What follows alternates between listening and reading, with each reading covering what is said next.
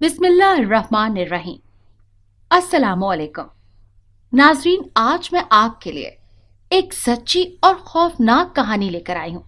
लेकिन इससे पहले कि मैं कहानी शुरू करूँ, जो लोग हमारे चैनल पर नए हैं उनसे गुजारिश है कि वो हमारे चैनल कहानी महल को सब्सक्राइब कर लें, ताकि आपको हमारी इस तरह की दिलचस्प कहानियां बर वक्त मिलती रहें। जिंदगी के शब रोज भी छिक छिक की तरह है। सारी जिंदगी इसी छिक छिक में गुजरती है। रात सुनसान हो, ट्रेन के मुसाफिर सो रहे हों, तो ट्रेन की खिड़की पे अपनी सोच पर मुनहसर है। साथ ही खिड़की से बाहर नाचते तस्वुरात जो दिल चाहे। दिल लो आधे चांद की आधी चांदनी कोहर में लपेट कर धुआं धुआं हो रही थी। बस इंजन के हेड पर लगी रोशनी दिसंबर की धुंध ने सारे माहौल की काली चादर में लपेट रखा था।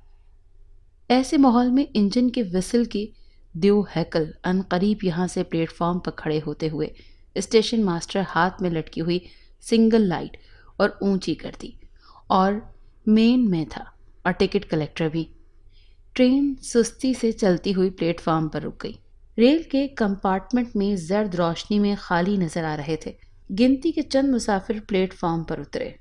स्टेशन मास्टर या टिकट क्लर्क के फैले हुए हाथों पर अपने टिकट रखते हुए गुजर गए, और इंजन का ड्राइवर और दफातरीन आपस में बातें करते हुए स्टेशन मास्टर के पास आए और उसके साथ कमरे में चले गए।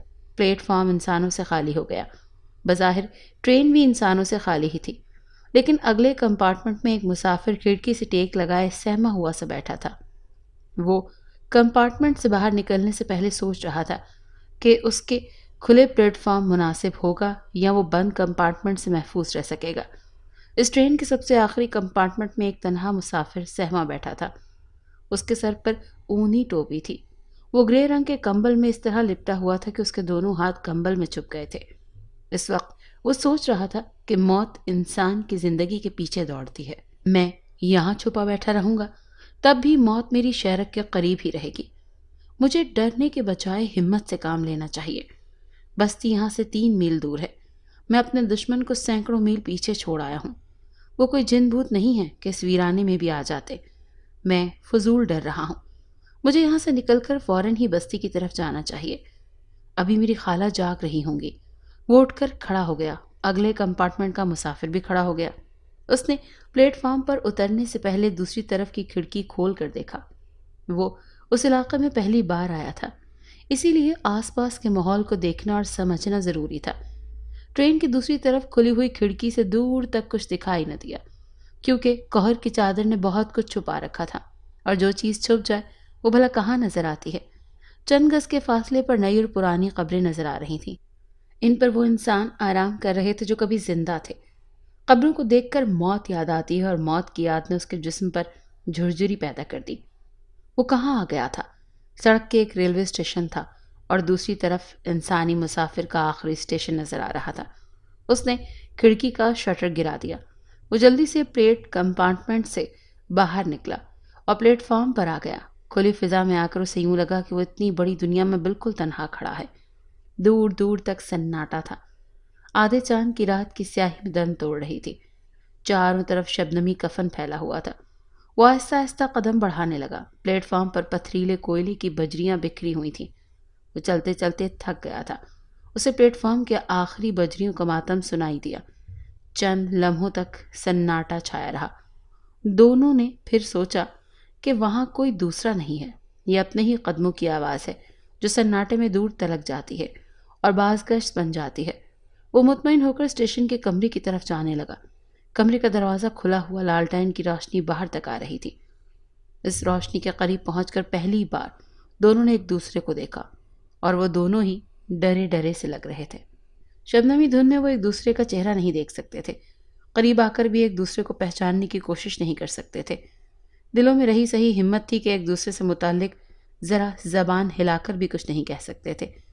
स्टेशन मास्टर के कमरे से कहकहों की आवाज़ें सुनकर उनका कुछ हौसला बढ़ा कि करीब ही कुछ लोग मौजूद हैं, वहाँ पनाह मिल सकती है। वो दोनों तेज़ी से कमरे की तरफ बढ़े। कोट वाला मुसाफिर पहले कमरे में पहुंचा। इसके बाद कंबल वाला आया। स्टेशन मास्टर, इंजन ड्राइवर और दफातर मैन के हाथों में चाय की प्यालियां थीं। 2 अजनबियों को देखकर उनके कहे रुक गए। वो सवालिया नजरों से उन्हें देखने लगे। وہ دونوں مسافر بھی سوالیہ نظروں سے ایک دوسرے کو دیکھ رہے تھے اور ایک دوسرے کو پہچان رہے تھے کہ وہ اپنے دشمن کے چہرے سے پہچانتے تھے۔ عجیب سی بات تھی، دونوں ہی انجان دشمن سے ڈرے ہوئے تھے۔ وہ دشمن تھے، ان کا ان لوگوں نے چہرہ نہیں دیکھا تھا۔ موت کا چہرہ کس نے دیکھا ہے؟ انہوں نے تو ابھی تک نہیں دیکھا تھا، لیکن اتنا یقینی طور پر جانتے تھے کہ موت ان کے آس پاس ہی ہے، اور ٹھیک اسٹیشن کے سامنے ٹرین کے دوسری طرف انسانی زندگی کا آخری اسٹیشن ہے۔ وہ ایک دوسرے کو پہچان نہ سکے۔ کمبل والا مسافر اسٹیشن ماسٹر کی طرف دیکھ رہا تھا۔ میرا نام راجہ شہاب الدین ہے، ایمان پورہ میں میری خالہ رہتی ہیں۔ آپ جانتے ہیں کہ ایمان پورہ یہاں سے بہت دور ہے، میں رات کو تنہا وہاں نہیں جا سکتا، آپ مجھے یہاں پناہ دیں گے؟ تم تنہا کیوں نہیں جا سکتے؟ اسٹیشن ماسٹر نے اس کی بات سنتے ہی اس سے پوچھا۔ لوگ راتوں رات 50 میل پیدل چلے جاتے ہیں، اس علاقے میں کوئی چوری ڈکیتیاں قتل کی واردات نہیں ہوتی، تم ہٹے کٹے ہو، تمہیں تو ہنستے گاتے جانا چاہیے۔ جہاں تک پناہ دینے کا تعلق ہے، میں اس کمرے میں کسی مسافر کو رات گزارنے کی اجازت نہیں دیتا۔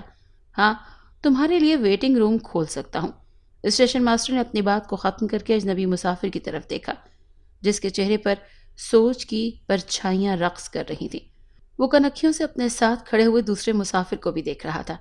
اچانک دوسرے مسافر نے زبان کھولی اور کہا، میرا نام فیاض ہے، میں نے ریلوے ٹائم کیبل ٹیبل میں دیکھا ہے، رانی نگر جانے کے لیے یہاں سے 10 بجے رات کو ٹرین جاتی ہے۔ اب 10 بجنے والے ہیں، کیا ٹرین کی آمد تک میں یہاں بیٹھ سکتا ہوں؟ اسٹیشن ماسٹر نے جواب دیا کہ رانی نگر جانے والی ٹرین 24 گھنٹے لیٹ ہے، اوپر کے علاقوں میں برف باری ہو رہی ہے، بس ریلوے لائن سے برف ہٹا دی جائے تب ٹرین چل جائے گی۔ اوہ، فیاض نے پریشان ہو کر کہا، میرے لیے تو مصیبت ہو گئی ہے، میں رات کہاں گزاروں گا؟ میں اس علاقے میں پہلی بار آیا ہوں۔ پریشانی اس کے چہرے پر عیاں تھی۔ وہ تینوں راجہ شہاب الدین اور فیاض کو دیکھ کر سوچنے لگے کہ ان کے چہروں سے صاف ظاہر ہو رہا ہے کہ دونوں مسافر گھبرائے ہوئے ہیں اور کچھ ڈرے ہوئے بھی۔ آخر کیوں؟ انجن ڈرائیور نے آخر سوچنے کے بعد کہا، آپ فیاض صاحب اس علاقے میں پہلی بار آئے ہیں، یہاں آپ کا کوئی نہیں، آپ ویٹنگ روم میں رات گزار سکتے ہیں، بشرطیہ آپ تنہا رات گزار سکتے ہیں۔ اور راجہ شہاب الدین، اس نے دوسرے مسافر کی طرف دیکھتے ہوئے کہا، آپ کی خالہ ایمان پورہ میں رہتی ہیں، 3 میل کا سفر نہیں کر سکتے، آپ ایسا کریں کہ فیاض صاحب کو ساتھ لے جائیں، انہیں آپ کی خالہ کے ہاں ویٹنگ روم سے زیادہ آرام ملے گا اور آپ کو بھی ایک ہم سفر مل جائے گا۔ ماسٹر نے اپنی بات ختم کر کے ان دونوں کی طرف دیکھا۔ راجہ شہاب الدین نے خوفزدہ نظروں سے فیاض کی طرف دیکھا، پھر اس نے جھجکتے ہوئے کہا، میں ایک اجنبی کے ساتھ اتنی رات کو کہیں نہیں جا سکتا، آپ لوگ نہیں جانتے کہ ایک شخص میری جان کا دشمن ہے، اس نے ایک کرائے کے قاتل کو میرے پیچھے لگا رکھا ہے، میں اس قاتل کو اس کے چہرے سے نہیں پہچانتا، یہ نہ ہو کہ وہ کون ہے میں نہیں جانتا، میں اس اجنبی پر کیسے بھروسہ کروں؟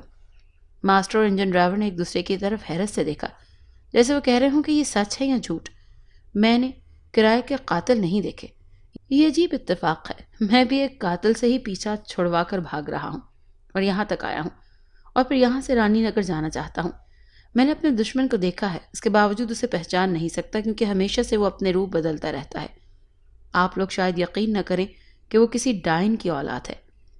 ماسٹر ڈرائیور اور دفاتر مین نے اسے دیدے پھاڑ کر دیکھا اور پھر قہقہے ان کے منہ سے جیسے ابل پڑے۔ دفاتر مین نے مشکل سے خود پر قابو پاتے ہوئے کہا، آپ نے پتلون کوٹ پہن رکھا ہے، اس لباس سے آپ بڑے پڑھے لکھے اور سمجھدار نظر آتے ہیں، اور باتیں بھوتوں چڑیلوں والی کر رہے ہیں۔ بھائی، میں نے تو آج تک کسی ڈائن یا چڑیل کو نہیں دیکھا، مگر آپ نے تو چڑیل کی اولاد بھی پیدا کر دی۔ وہ پھر قہقہے لگانے لگے۔ راجہ شہاب نے ہاتھ اٹھا کر کہا، سنیے جناب، یہ فیاض صاحب کی باتیں سن کر میں بھی اب یہ کہنے کی جرات کرتا ہوں کہ میرا قاتل بھی کسی چڑیل کی اولاد ہے۔ میں نے بھی کہا تھا کہ میں اس کے چہرے سے نہیں پہچانتا، دراصل میرے کہنے کا بھی یہی مطلب تھا کہ وہ اپنا روپ بدلتا رہتا ہے، اسی لیے ہر بار وہ میرے لیے اجنبی ہوتا ہے۔ اسٹیشن ماسٹر نے دفاتر مین کی طرف دیکھا اور دونوں کے چہرے پر ہلکی سی مسکراہٹ رقصاں تھی۔ یہاں پر آج انہیں دلچسپ صورتحال کا سامنا کرنا پڑ گیا تھا۔ یکنا شد، دو شد۔ اچانک اسٹیشن ماسٹر نے کہا، آپ ایک دوسرے کے روپ میں بدلنے والے دشمن ہیں کیا؟ اور اب یہ بات سمجھ میں آ گئی ہے کہ آپ دونوں آسیب زدہ ہیں، اور اب یہ بات سامنے بھی آ گئی ہے، آپ دونوں ایک دوسرے سے ہی خوف زدہ ہیں۔ آپ ایک دوسرے کو روپ بدلنے والا دشمن سمجھتے ہیں اور ایک دوسرے کو چڑیل کی اولاد سمجھ کر سہمے جا رہے ہیں۔ بھائی، یہ تو بڑی مضحکہ خیز بات ہے. ہم آپ دونوں کو انسان کی اولاد سمجھتے ہیں. آپ بھی ایک دوسرے کو انسان ہی سمجھیے. ماسٹر نے ان کے ڈر کی وجہ بھی بتائی اور آخر میں نصیحت اور حقیقت سے بھی آگاہ کیا. انجن ڈرائیور نے کہا، ہاں آپ دونوں دور رہ کر اور خوفزدہ رہیں گے، ایک دوسرے کو اپنا دشمن سمجھتے رہیں گے. آگے بڑھیں، مسافہ کریں، دوست بن جائیں. راجہ شہاب نے اسٹول اٹھایا اور فیاض نے چائے کی کیتلی اور 2 پیالیوں کو پکڑ لیا. پھر دونوں دفاتر مین کے ساتھ باہر آ گئے. باہر وہی دھند چھائی ہوئی تھی. دفاتر مین کے ہاتھ میں لائٹیں پکڑے ان سے آگے چل رہا تھا. وہ دونوں احتیاط سے آگے پیچھے دیکھتے جا رہے تھے. صرف 10 قدم کا فاصلہ تھا. دفاتر مین دروازے کا تالا کھولنے لگا. خاموش کھڑی ہوئی ٹرین کی 2 بوگیوں کے درمیان سے دوسری طرف قبرستان نظر آ رہا تھا. دھند میں تو کچھ بھی نظر نہیں آتا، لیکن ان دونوں کو چشم تصور میں وہ نظر آ رہا تھا اور وہ دیکھنے سے کترا رہے تھے. ویٹنگ روم کا دروازہ کھل گیا. انہوں نے اندر جاتے ہی چاروں طرف دیکھا کہ کہیں وہ نادیدہ دشمن چھپا ہوا نہ ہو. نہیں تو ٹوائلٹ کا بھی دروازہ کھول کر دیکھا. اس 4 دیواری میں خطرہ نہیں تھا. کمرے کے وسط میں ایک بڑی سی گول میز تھی. اس کے اطراف کرسیاں رکھی ہوئی تھیں. دیواروں کے ساتھ لمبے بینچ تھے جس پر سویا جا سکتا تھا، لیکن ان کی آنکھوں سے نیند اڑی ہوئی تھی. دفاتر مین کے جاتے ہی فیاض نے دروازہ بند کر کے اندر سے چٹخنی لگا دی. پھر سر اٹھا کر چھت کی طرف دیکھا. چھت کھپریل کی ایک آدھ کھپریل اپنی جگہ سے ذرا سرک گئی تھی. اگر گہری دھند نہ ہوتی تو ان آدھ کھپریلوں کے درمیان سے آسمان نظر آ جاتا. چھت کمزور نہیں تھی، صرف ایک آدھ جگہ سے اکھڑی پڑی تھی. ان سوراخوں سے ٹھنڈی ہوا آ رہی تھی. فیاض نے سوراخوں کی طرف دیکھتے ہوئے بتایا. راجہ شہاب ذرا سہمی ہوئی نظروں سے چھت کے اس حصے کو دیکھ رہا تھا. پھر اس نے کہا، ہاں مگر صرف ٹھنڈی ہوا آ سکتی ہے. اتنے چھوٹے شگافوں سے کوئی دشمن نہیں آ سکتا. نہیں آ سکتا؟ واقعی؟ فیاض نے تھوک نگلتے ہوئے راجہ کی بات کی تصدیق کی. بالکل نہیں آ سکتا. وہ ہماری طرح انسان ہے، صرف روپ بدلتا ہے، جسم نہیں بدل سکتا.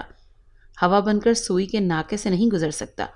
وہ ایک دوسرے کو تسلیاں دے کر میز کے اطراف میں موجود کرسیوں پر بیٹھ گئے. دونوں کے درمیان 2 گز کا فاصلہ تھا. فیاض نے کوٹ تھیلا نما جیب سے اخبار میں لپٹی ہوئی روٹیاں نکالی اور پھر ایک چاکور ڈبہ نکالا جس میں بھنے ہوئے گوشت کا سالن تھا. سالن گرم کرنے کے بعد فیاض نے راجہ شہاب کو کھانے میں شریک کر لیا. دوستی ہو چکی تھی، ایک ساتھ کھانا کھانے سے انکار نہیں کیا جا سکتا تھا. دونوں لقمے توڑ توڑ کر کھانے لگے. فیاض نے لقمہ چباتے ہوئے کہا، جاڑے کی رات لمبی ہوتی ہے، ہمارے پاس سونے کے لیے بستر اور لحاف نہیں ہے، کیوں نہ ہم باتیں کرتے کرتے رات گزار لیں؟ ہاں، راجہ شہاب نے گوشت چبا کر ہڈی ایک طرف رکھتے ہوئے کہا. باتیں ضرور کرنی چاہیے، باتوں کے دوران وقت گزرنے کا احساس نہیں ہوتا. اچھا تو پھر آپ بتائیں کہ آپ کس سے خوفزدہ ہیں؟ فیاض نے بھی ایک ہڈی سے گوشت اچھی طرح نوچ کر کھانے کے بعد اسے راجہ شہاب کے پاس رکھتے ہوئے کہا. وہ محض ہڈیاں تھیں اور وہ نہیں جانتے تھے کہ میز پر ہڈیوں کے جمع ہو جانے سے کیسی قیامت آ سکتی ہے. پیش آنے والے خطرات کی وجوہات سے کوئی باخبر نہیں رہتا. چھپی ہوئی چیزیں بھلا کسے نظر آتی ہیں؟ وہ بیچارے بھنا ہوا گوشت کھا رہے تھے. راجہ شہاب نے ہڈیوں پر ایک اور ہڈی رکھتے ہوئے کہا، میں جس سے خوفزدہ ہوں اس کے متعلق کچھ نہیں کہہ سکتا. وہ کون ہے؟ پہلے میں سمجھتا تھا کہ وہ کوئی کرائے کا قاتل ہے، لیکن تجربے کی باتیں یاد آتی ہیں تو یقین کرنا پڑتا ہے کہ وہ اسی چڑیل کی اولاد ہے. تجربہ کون ہے؟ فیاض نے راجہ سے پوچھا. اسے اب کافی تجسس ہونے لگا تھا. وہ ایک بھکارن تھی، ہماری بستی میں سابو فقیر اسے بیاہ کر لایا تھا. فقیروں میں نہ جانے کہاں سے اتنا حسن آ جاتا ہے. ان کی عورتیں تو بالکل کالی کلوٹی ہوتی ہیں، یا پھر ایسی گوری اور چٹی ہوتی ہیں جیسے خالص دودھ کی بلائی کو گون کر بنائی گئی ہوں. تجریہ بھی ایسی ہی تھی کہ اسے آنکھ ہی دیکھ سکتی تھی اور دل پھسلتا تھا. جب وہ ایمان پورا کی گلیوں سے گزرتی تھی تو اس کے بھرے بھرے بدن کی بوٹی بوٹی تھرکتی رہتی تھی. ایسی مستانی چال تھی کہ نہ دیکھنے والے بھی دیکھتے ہی رہ جاتے تھے. میں بھی دیکھتے ہی دیکھتے اس کا دیوانہ ہو گیا. تجریہ کی وجہ سے پہلے میں اسے راستے اور گلیوں میں اپنی نگاہوں میں گرفتار کرتا رہا. کچھ ہی راتوں میں وہ میری حوصلہ افزائی کرنے لگی. کبھی وہ مسکراتی تو کبھی قاتلانہ انداز میں آنکھیں مٹکارتی سامنے سے گزر جاتی. تجریہ کی ترار جوانی کو لگام نہیں دے سکتا تھا، اسی لیے وہ سر چڑھ گئی تھی. اس کی خاطر میں سابو فقیر سے دوستی بڑھانے لگا. اس کی آمد بڑھ گئی تھی اور دل والوں کو دیدار کا بہانہ مل گیا. ایک انار 100 بیمار والی بات تھی، لیکن تجریہ کی لاٹری میرے ہی نام نکلی۔ وہ مجھ پر مہربان تھی۔ سابو بھی میری بڑی آؤ بھگت کرتا تھا۔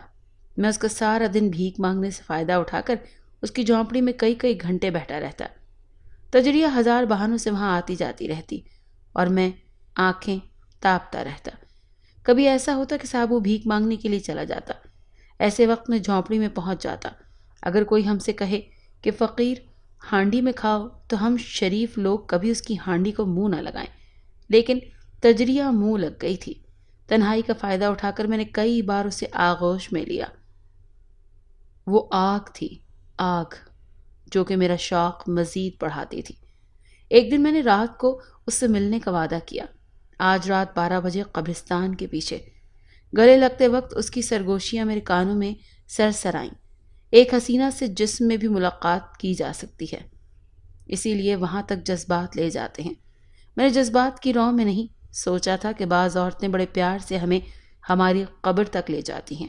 یوں بھی ہمارے ملنے کے لیے کوئی اور مناسب جگہ نہیں تھی۔ جھونپڑی میں سابو فقیر سوتا تھا۔ میرا مکان وہاں سے دور تھا اور اس کی بنسبت قبرستان جھونپڑی کے قریب تھا۔ وہ تو چند جمعرات سے راجہ شہاب کے سوال نے فیاض کو ذرا پریشان کر دیا، جو بڑے انہماک سے یہ سٹوری سن رہا تھا۔ وہ اندر ہی اندر زبان کو تھوک سے گیلا کرنے کے بعد بولا، ہاں، نئے چاند کی پہلی جمعرات، میری زندگی میں اس کی بڑی اہمیت ہے۔ کیا آپ کی داستان میں بھی اس کی اہمیت ہے؟ فیاض نے آخر میں راجہ سے سوال کیا۔ ہاں، راجہ شہاب نے جواب دیا اور پھر بات کو آگے کی طرف بڑھاتے ہوئے کہنے لگا۔ جب میں قبرستان کے پیچھے پہنچا تو رات آدھی تھی اور آسمان پر آدھا چاند تھا۔ میرے اندر آدھی بزدلی تھی اور آدھی دلیری۔ اتنی رات کو میں اپنے باپ کی قبر پر بھی کبھی فاتحہ پڑھنے نہیں جاتا، لیکن ایک حسینہ کا فاتح ملنے کی ہوس میں چلا آیا تھا۔ وہ مقررہ وقت پر آ گئی۔ وہ عام طور پر گھاگرا اور چولی پہنتی تھی، لیکن اس وقت عجیب طرز کی کپڑے پہنے ہوئے تھے۔ اس کے اجلے بدن کی چکناہٹ چاندنی کو اپنے اندر جذب کر رہی تھی۔ سینے سے ٹخنوں تک ریشم کی باریک میکسی تھی، جن کے پیچھے سے بدن کی رنگت پھوٹ رہی تھی۔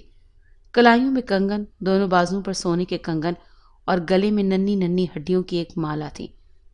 راجہ شہاب نے یہ کہتے ہوئے چپ سادھ لی۔ یہ سنتے ہی فیاض نے جلدی سے ہاتھ میں پکڑی ہوئی ہڈیوں کے ڈھیر پر ہڈی کو پھینک دیا۔ وہ جانتا تھا کہ اب شہاب الدین کیا کہے گا۔ وہ کہے گا کہ اس حسینہ کی دائیں ہتھیلی پر ایک مردہ انسان کی استخوانی کھوپڑی تھی۔ بہت سی کہانیاں ایسی ہوتی ہیں جن کا انجام پہلے سے ہی معلوم ہو جاتا ہے، اور فیاض اس کہانی کے کچھ حصوں سے گزر چکا تھا۔ اس نے بے چینی سے پوچھا، تو کیا تجریہ خالی ہاتھ تھی؟ نہیں، شہاب ہڈی سے گوشت نوچ رہا تھا۔ اس کے دانت مصروف تھے۔ وہ صرف نہیں کہہ کر رہ گیا۔ پھر تو اس کی ہتھیلی پر کچھ ہوگا۔ فیاض کے لہجے میں انجانا سا خوف بھی محسوس ہو رہا تھا۔ ہاں، راجہ نے ہڈی پھینکتے ہوئے کہا۔ اس کے دائیں ہاتھ میں پھولوں کا گلدستہ تھا۔ یہ سنتے ہی فیاض نے ایک گہرا سانس لیا۔ جواب اس کی توقع کے خلاف تھا۔ اس کے گرتے ہوئے اعصاب یکدم ڈھیلے ہو گئے اور وہ خود کو بہتر محسوس کرنے لگا، اور پھر کھانے میں مصروف ہو گیا۔ شہاب الدین نے اپنی داستان جاری رکھی۔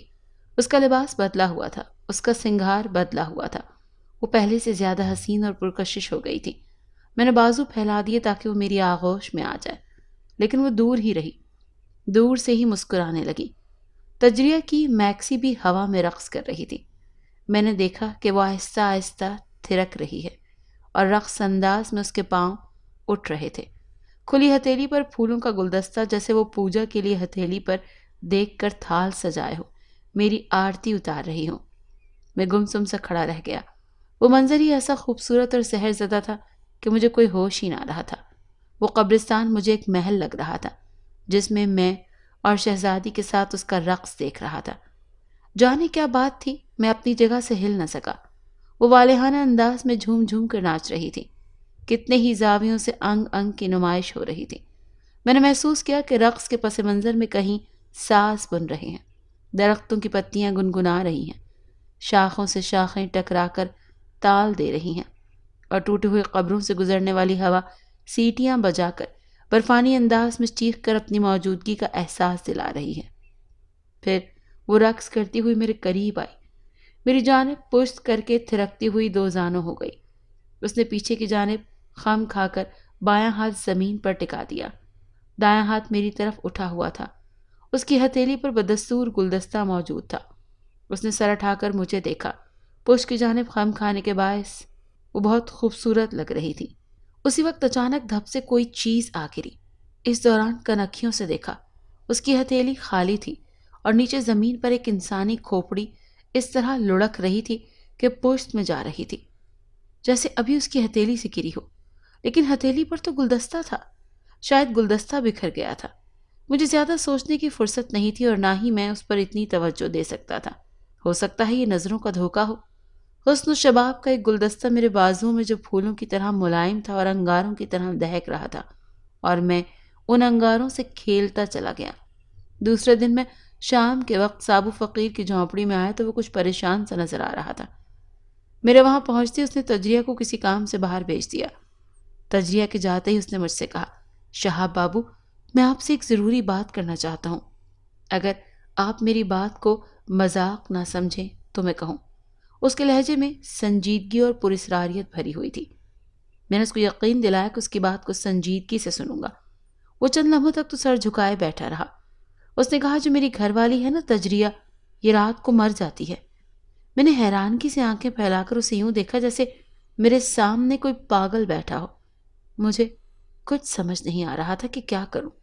اس نے بات ہی ایسی عجیب و غریب کر دی، اس طرح بھی یقین نہیں ہو رہا تھا۔ اس نے مجھے چپ بیٹھا دیکھ کر ٹٹولتی ہوئی نظروں سے دیکھ کر پھر کہا، میں پہلے ہی جانتا تھا کہ آپ یقین نہیں کریں گے۔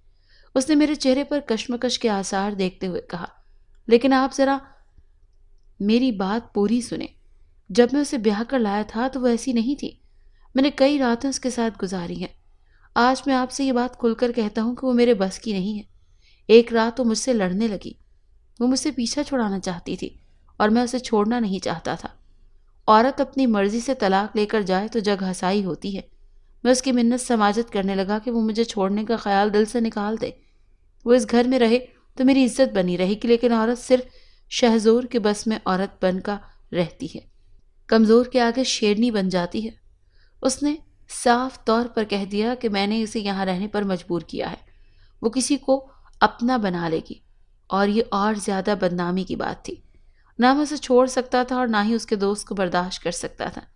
میری مردانگی کا بھرم اس طرح قائم رہتا کہ وہ مر کر ہی اس گھر سے نکلے۔ پہلے تو میں غصے کی حالت میں سوچتا رہا کہ اس کا گلا دبا کر اسے مار ڈالوں، لیکن وہ مجھ سے تگڑی تھی، مجھے ہی پچھاڑ دیتی۔ آخر میں نے سب سے آسان راستہ اختیار کیا۔ ایک رات وہ بخار میں مبتلا تھی کہ میں نے دوا کے بہانے اسے زہر دے دیا۔ زہر پیتے ہی وہ ہمیشہ کے لیے ٹھنڈی ہو گئی۔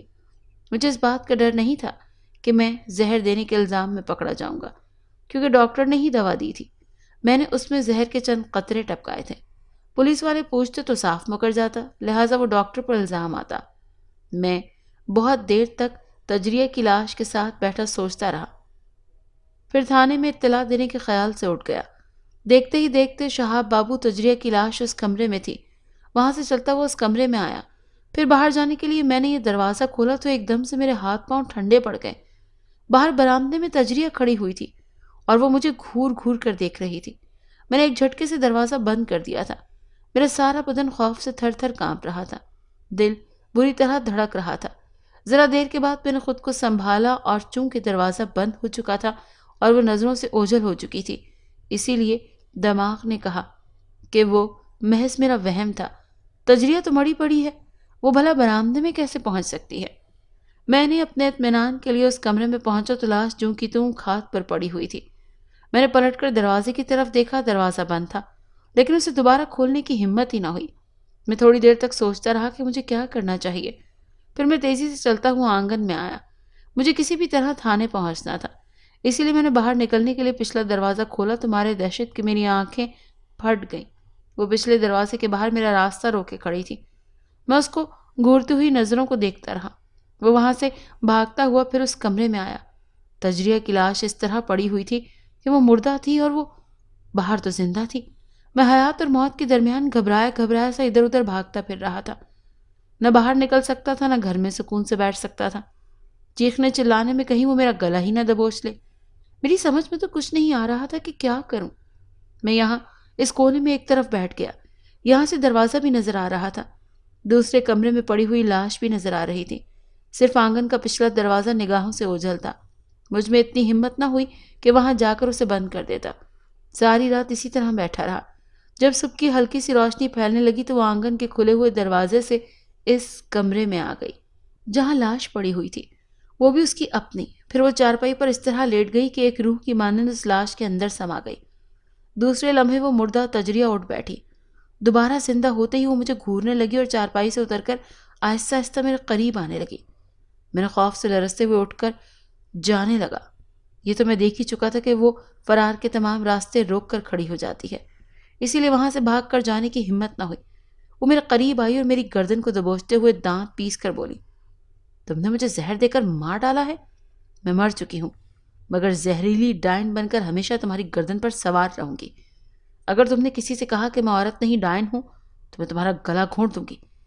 میں نے دونوں ہاتھوں کو جوڑ کر التجا کی، نہیں کہوں گا، مجھے معاف کر دو، میں مرنا نہیں چاہتا۔ میں جو کروں گی اسے تم خاموشی سے گونگے تماشائی بن کر دیکھو گے۔ ہاں ہاں مجھے منظور ہے، میری گردن چھوڑ دو، میں التجا کرتا ہوں۔ اس نے میری گردن چھوڑ دی اور آنگن کا دروازہ بند کر کے چلی گئی۔ اس دن سے یہ ڈائن میرے پاس ہے۔ دن کے وقت دوسروں کے سامنے بڑی فرما بردار بیوی بن جاتی ہے، جو کہتا ہوں وہ کرتی ہے۔ ابھی آپ کے سامنے اسے بازار جانے کا کہا، دکان کا سودا لائے تو وہ چپ چاپ چلی گئی، لیکن تنہائی میں وہ مجھ سے نفرت کرتی ہے، مجھ سے بات کرنا بھی پسند نہیں کرتی۔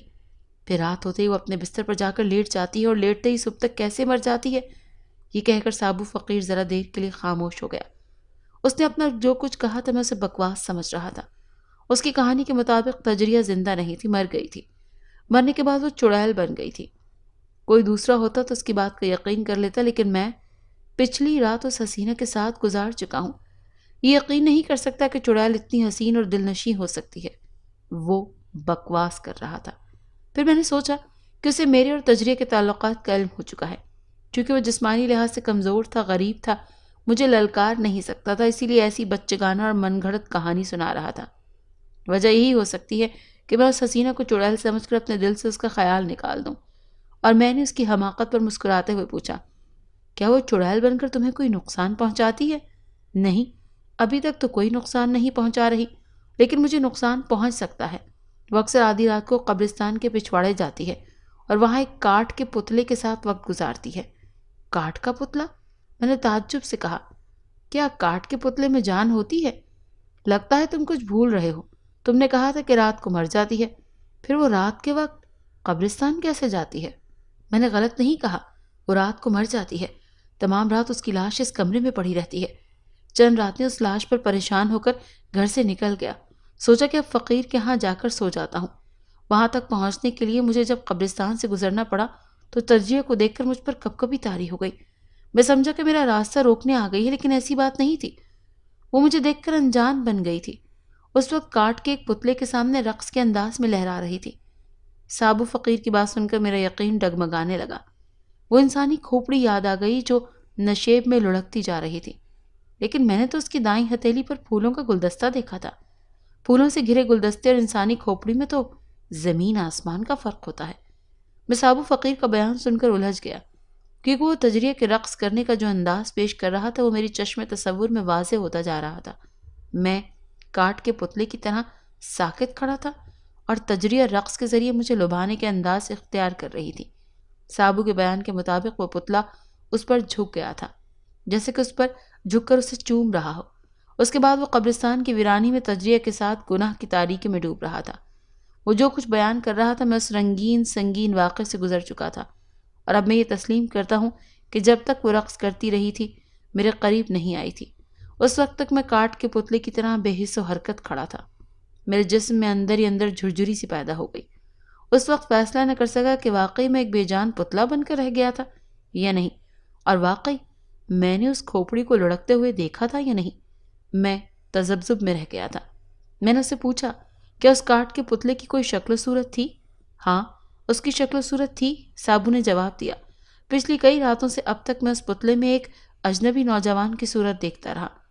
جب اس کا شیطانی ناچ مکمل ہو جاتا ہے اور جب وہ اس کے قریب جاتی ہے تو پتلے میں جان پڑ جاتی ہے، اور وہ پتلا اسی اجنبی کے روپ میں مکمل ہو کر اسے اپنی آغوش میں لے لیتا ہے، اور مردہ کھوپڑی لڑک کر زمین پر آ جاتی ہے۔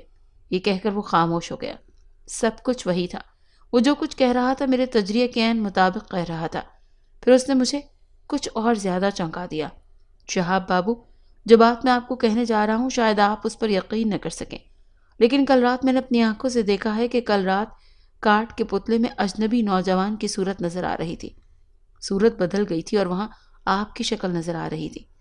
میں چونک کر سابو فقیر کو دیکھنے لگا۔ وہ اپنی ہی دھن میں کہے جا رہا تھا، میں بڑی سے بڑی قسم کھانے کو تیار ہوں کہ وہ کاٹ کا پتلا آپ کی شکل اور آپ کی جسامت میں تبدیل ہو گیا تھا۔ آپ یقین کریں، کل رات سے پہلے وہ جس اجنبی نوجوان کے ساتھ گناہ کر کے شیطانی کھیل کھیلتی تھی، اس سے اس کا دل بھر گیا تھا۔ اسی لیے اس نے کل رات اپنے شیطانی عمل سے آپ کو وہاں بلایا تھا۔ پتہ نہیں آپ کو اس بات کا علم ہے یا نہیں، لیکن میں نے کل رات ہی فیصلہ کر لیا تھا کہ آپ کو ساری بات بتا دوں گا۔ آپ شریف آدمی ہیں، میں نہیں چاہتا کہ آپ اس کے قریب آ کر تباہ ہو جائیں۔ اس کی بات سن کر میں عجیب سی الجھن میں گرفتار ہو گیا۔ اس کی بہت سی باتوں پر سنجیدگی سے غور کرتا رہا۔ اچانک تجریہ وہاں آ گئی۔ وہ سابو فقیر کو گھور رہی تھی۔ شاید اس کو پتہ چل گیا تھا کہ اس کا خاوند اس کے متعلق ہی الٹی سیدھی باتیں کر رہا ہے۔ اس وقت میں اس کی گھورتی ہوئی نگاہوں پر غور نہ کر سکا، کیونکہ گھاگرے اور چولی میں کسا ہوا بدن میری نگاہوں کو پکار رہا تھا اور پچھلی راتوں کے جذباتی لمحات کو زندہ کر رہا تھا۔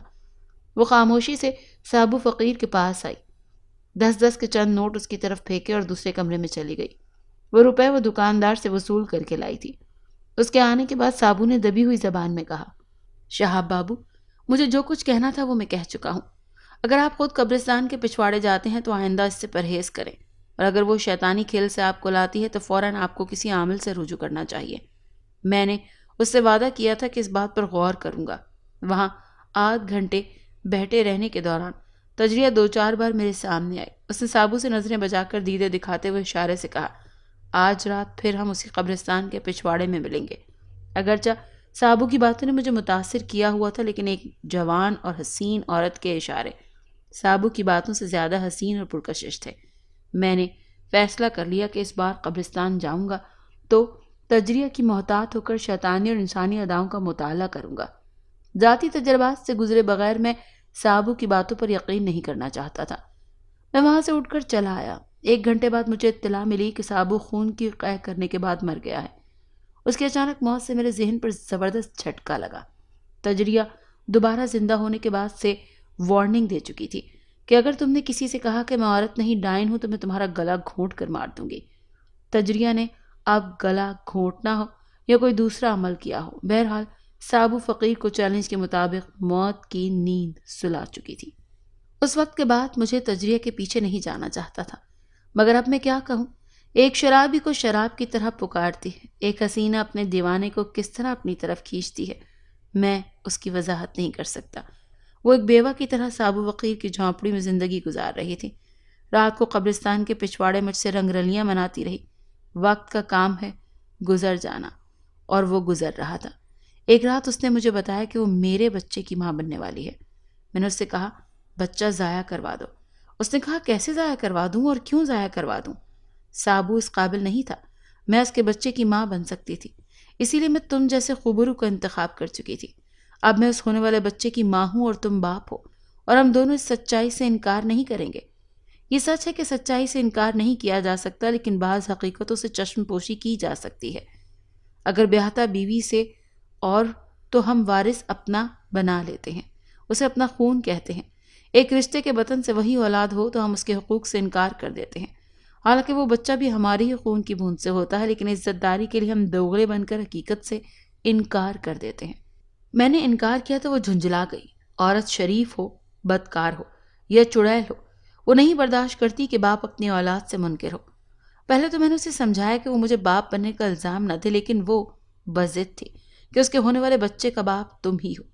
تب میں نے بھی جھنجھلا کر اسے گالیاں دی۔ مجھ جیسا شریف شخص ایک اس طرح کی عورت کے بطن سے پیدا ہونے والے بچے کا باپ نہیں ہو سکتا۔ جب محبت، ہوس اور گناہ کا انجام ایک بچے کی صورت میں آئے تو پھر عورت کے حسن و شباب کی تمام جاذبیت ختم ہو جاتی ہے، اور پھر وہاں سے نفرت اور عداوت شروع ہو جاتی ہے۔ تجریہ نے کہا کہ اگر میں نے اس بچے کا باپ بننے سے انکار کیا تو وہ مجھے تمام بستی میں بدنام کر دے گی۔ میں نے اسے سمجھایا کہ وہ اسے سابو فقیر کی ہی اولاد بتائے، میں اس کے اخراجات پورے کروں گا، لیکن وہ صرف اخراجات ہی نہیں بچے کا جائز حق بھی مانگ رہی تھی، اور ایک تجریہ میرے سامنے تھا۔ اس نے سابو کو بھی دھمکی دی تھی، اور اس دھمکی کے مطابق سابو کو ختم بھی کر دیا تھا، ہمیشہ کے لیے۔ اسی طرح میری عزت پر کیچڑ اچھال سکتی تھی۔ مجھے خطرے کا علم ہو گیا تھا۔ میں نے اچانک ہی اس کے بالوں کو بائیں ہاتھ کی مٹھی میں پکڑا، اور میں نے سنا تھا کہ چڑیل کے بال مٹھی میں آ جائیں تو وہ اطاعت اور فرما بردار ہو جاتی ہے۔ اگر وہ چڑیل نہیں عورت تھی تو ایسی صورت میں بھی عورت کی چوٹی مرد کے ہاتھ میں ہونی چاہیے۔ وہ چوٹی پکڑ کر جدھر چاہے عورت کو گھما سکتا ہے۔ میری اس جرت پر وہ بپھر گئی اور اس نے اپنے ہاتھ میری گردن کی طرف بڑھائے۔ انداز یہی تھا کہ وہ میرا گلا گھونٹنا چاہتی تھی، جیسے کہ اس نے کبھی سابو کو دھمکی دی تھی۔ لیکن میں سابو کی طرح کمزور اور بزدل نہیں تھا۔ ایسا صحت مند نوجوان تھا کہ اس جیسی دو عورتوں کو دونوں بازو میں لے کر ان کا کچومر نکال سکتا تھا۔ میں نے اس کے دونوں ہاتھوں کو پرے جھٹک کر اس کی گردن دبوچ لی۔ اس کی سرخ آنکھیں خون اگلتی ہوئی مجھے ہی گھور رہی تھی۔ مجھے چھوڑ دو، اگر میں مر گئی تو میرا بچہ تم سے انتقام لے گا، چاہے تو چوہے کی بل میں بھی کیوں نہ گھس جائے، وہ وہاں بھی تمہیں زندہ نہیں چھوڑے گا۔ اتنا کہنے کے بعد راجہ شہاب خاموش ہو گیا۔ اس کی خاموشی بے معنی نہیں تھی۔ فیاض کو بھی ایسی آہٹیں سنائی دیں جیسے کوئی انتقام لینے آ رہا ہے۔ ویٹنگ روم میں دونوں تنہا تھے، کوئی تیسرا نہیں تھا۔ پھر یہ تیسری آہٹ کیسی؟ دونوں محتاط ہو کر اپنے چہروں کی طرف دیکھنے لگے۔ ویٹنگ روم کا دروازہ بند تھا، ٹوائلٹ کا دروازہ بھی بند کر رکھا تھا۔ کمرے میں لالٹین کی مدھم روشنی بتا رہی تھی کہ کسی تیسرے کا وجود نہیں ہے۔ باتیں کرنے کے دوران کھانا انہوں نے گوشت کا سالن ختم کر دیا تھا۔ اب میز پر ہڈیوں کی مٹھی بھر پہاڑی نظر آ رہی تھی۔ انسانی زندگی کا اختتام یہی ہے کہ ہڈیاں ہی رہ جاتی ہیں۔ انہوں نے بیک وقت سر اٹھا کر چھت کی طرف دیکھا۔ کھپر پل کی چھت ہولے ہولے یوں بج رہی تھی جیسے کوئی پاؤں کھپروں پر سے گزر رہا ہو، لیکن وہ وہم بھی تو ہو سکتا تھا کیونکہ آہٹیں ختم ہو گئی تھیں۔ جب سناٹا چھا جائے تو ہر بات وہم و گما کے زمرے میں آ جاتی ہے۔ راجہ صاحب کا بایاں ہاتھ اس وقت بھی کمبل میں تھا، یعنی شدید سردی کے باعث وہ کمبل کو اندر سے اچھی طرح لپیٹے ہوئے تھا۔ وہ دائیں ہاتھ کو میز پر ٹکا کر اٹھ گیا اور اس کرسی پر آ گیا جہاں وہ پہلے بیٹھا تھا۔ اب وہ دونوں ایک دوسرے کے آمنے سامنے تھے۔ اس درمیان اب صرف گول میز ہی تھی جس کا قطر 2 گز کے قریب تھا۔ فیاض نے اسٹور پر چائے کی کیتلی رکھتے ہوئے پوچھا، پھر کیا ہوا؟ پھر وہ مر گئی۔ میں اسے ٹوٹی ہوئی ایک قبر کے پاس چھوڑ کر آ گیا۔ میری عزت رہ گئی۔ اب وہ مجھے بدنام کرنے کے لیے زندہ نہیں تھی۔ 7 ماہ بعد صبح بستی میں یہ خبر پھیل گئی کہ قبرستان کے پچھواڑے ایک ٹوٹی ہوئی قبر کے پاس ایک زندہ بچہ پایا گیا ہے۔ یہ خبر پاتے ہی میرے دل و دماغ میں مری ہوئی تجریہ چیخنے لگی۔ اگر میں مر گئی تو میرا بچہ انتقام لے گا، میرا بچہ تم سے انتقام لے گا۔ وہ دن میں نے بڑی بے چینی سے گزارا۔ رات آئی تو کروٹیں بدل بدل کر صبح کر دیں۔ دوسری صبح معلوم ہوا کہ اس فقیر نے اس بچے کو گود میں لے لیا ہے اور اب اس کی پرورش کر رہا ہے۔ جانے کیوں مجھے اس بچے سے عداوت سی ہو گئی تھی۔ مجھے اس وقت اپنی غلطی کا احساس ہوا۔ اس رات میں بہت گھبراہٹ میں اس کی موت کی تصدیق نہیں کر سکا تھا، اور اس کے 7 ماہ بعد اس ٹوٹی ہوئی قبر کے پاس وہ بچہ پایا گیا تھا۔ میں اس کے متعلق سوچتا رہا، وقت گزرتا رہا اور وہ بچہ پروان چڑھتا گیا۔ وہ بچہ ابن فقیر کی گود سے نکل کر صحن میں کھیلنے لگا، پھر آنگن سے نکل کر محلے کے بچوں کے ساتھ شریک ہو گیا۔ کھیل مجھے خاص طور پر ایک بات کا علم ہوا کہ جب بھی میں اس محلے سے گزرتا تھا وہ بچہ کھیل بھول جایا کرتا تھا اور مجھے گھور گھور کر دیکھنے لگ جاتا۔ بستی میں اور بھی لوگ موجود تھے مگر وہ انہیں دشمن کی نظر سے نہیں دیکھتا تھا، ایک میں ہی تھا۔ جب وہ مجھے دیکھتا تو تجریہ کی گھورتی ہوئی آنکھیں مجھے یاد آ جاتی۔ میں خود کو سمجھاتا تھا کہ یہ محض میرا وہم ہے، ورنہ ایک بچے کو مجھ سے کیا دشمنی ہو سکتی ہے۔ ایسے وقت میں تجریہ پھر میرے دماغ میں چیخنے لگتی کہ اگر میں مر گئی تو میرا بچہ تم سے انتقام ضرور لے گا۔ اب میں یقین سے کہتا ہوں کہ اس بچے کے ذہن میں تجریہ کے انتقام کا زہر بھرا ہوا تھا اور وہ ہاتھ میں خنجر لیے میرا پیچھا کر رہا تھا۔ یہ کہتے ہی راجہ صاحب نے خاموشی اختیار کر لی۔ خنجر؟ فیاض نے تعجب اور خوفزدہ لہجے میں پوچھا۔ کیا وہ خنجر سے آپ پر حملہ کرتا ہے؟ ہاں، پتہ نہیں اس نے خنجر زنی کہاں سے سیکھ لی ہے۔ اس کے دونوں ہاتھوں میں بڑی پھرتی سے 2 خنجروں کو ان کی نوک پکڑ کر دائیں اور بائیں دونوں ہاتھوں سے وہ نشانہ لگا سکتا ہے۔ راجہ صاحب کی باتیں سن کر فیاض کے دونوں ہاتھ بے اختیار اس کے کوٹ کے دونوں جیبوں میں بنے۔ ان دونوں جیبوں کی تہہ میں 2-4 چاقو رکھے ہوئے تھے۔ فیاض کی جیبوں میں وہی 2-4 چاقو تھے جن کا ذکر شہاب کر رہا تھا۔ چند لمحوں کے لیے شہاب کی کہانی کا تسلسل ٹوٹ گیا تھا۔ اس وقت میں فیاض سوچنے لگا کہ میں خنجر زنی کا ماہر ہوں، دور دور تک میرا کوئی ثانی نہیں ہے، دونوں ہاتھوں سے بیک وقت ایک ہی ٹارگٹ پر خنجروں کو پیوست کر دینے کا کمال صرف مجھے حاصل ہے۔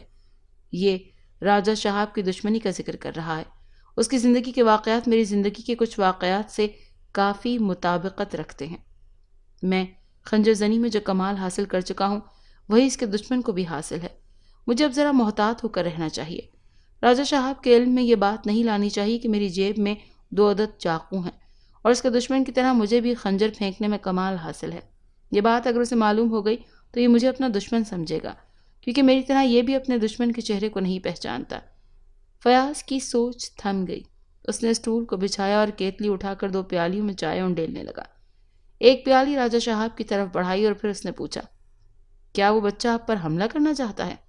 اب وہ بچہ کہاں ہے؟ اب تو وہ نوجوان ہو چکا ہے، لیکن اس نے کبھی مجھ پر حملہ نہیں کیا۔ اور کوئی اور ہے جو مجھ پر حملے کرتا ہے؟ چونکہ ہمیشہ رات کا وقت ہوتا ہے، اس کا چہرہ واضح دکھائی نہیں دیتا۔ وہ ہمیشہ میرے لیے اجنبی رہا ہے۔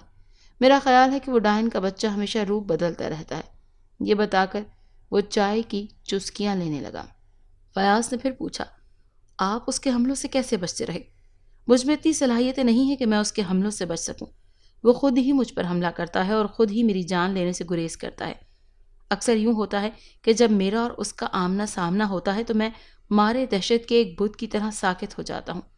وہ میرے مقابل اپنے دونوں ہاتھوں میں خنجر تولتا ہے اور خنجر پھینکنے سے پہلے یہی کہتا ہے، خاموش کھڑے رہو، ابھی ایک خنجر تمہارے دائیں کان کے قریب سے گزرے گا اور اگر تم نے ذرا بھی حرکت کی تو مارے جاؤ گے۔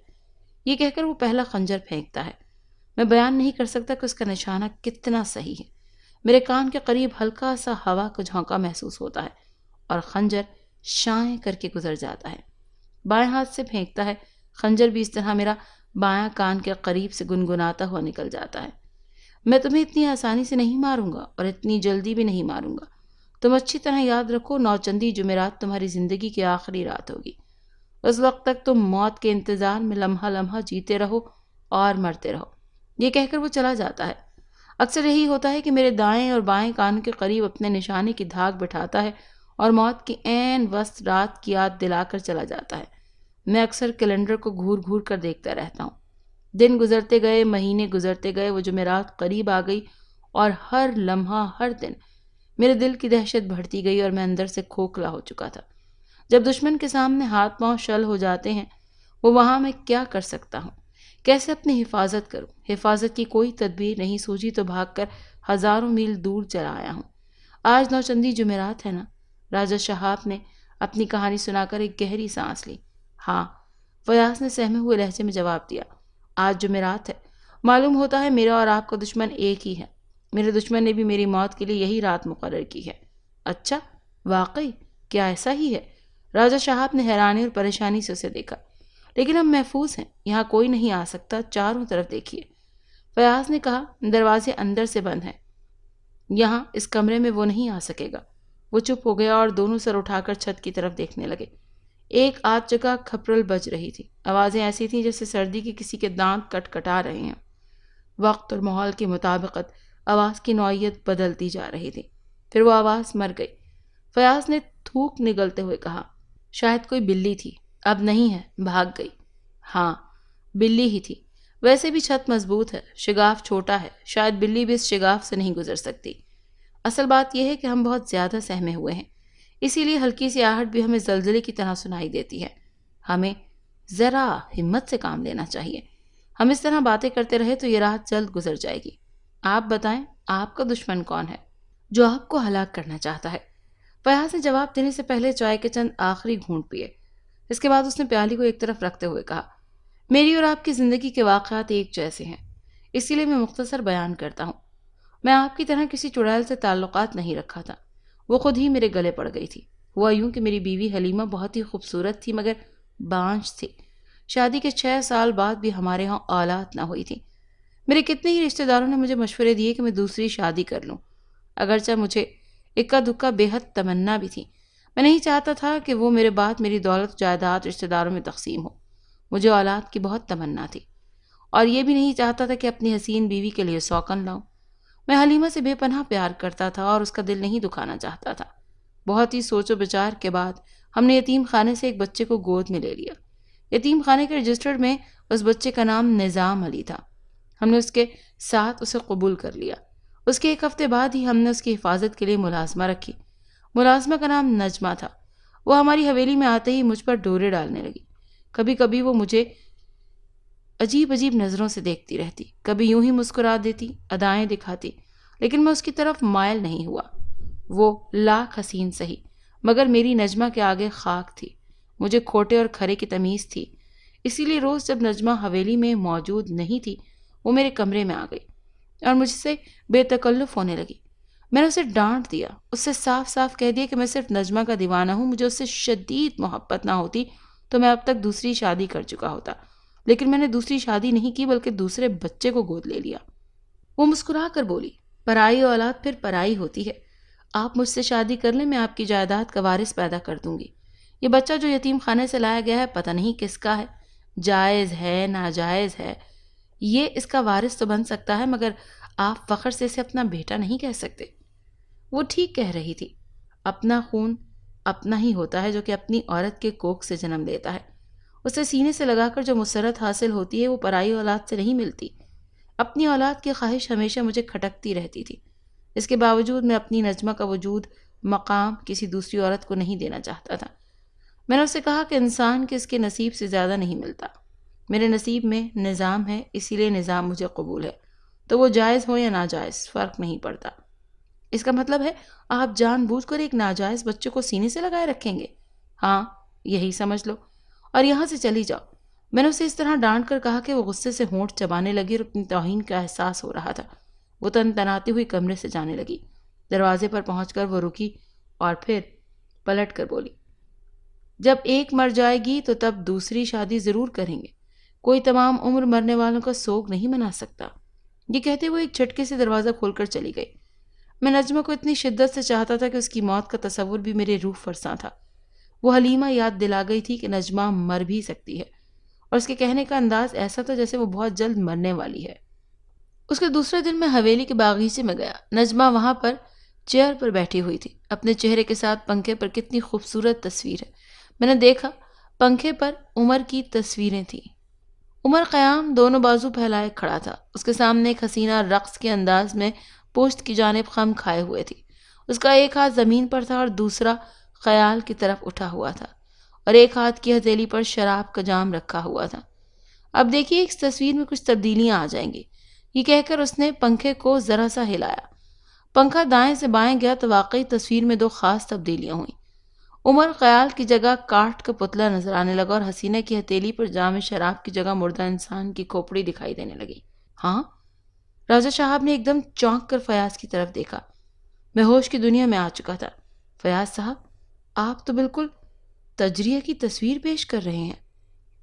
میں راجہ صاحب کی آنکھوں میں حیرت اور بے یقینی کی کیفیت دیکھ رہا تھا۔ جی ہاں، ابھی میں کہہ چکا ہوں کہ زندگی کے چند واقعات کا میری زندگی سے گہرا تعلق ہے۔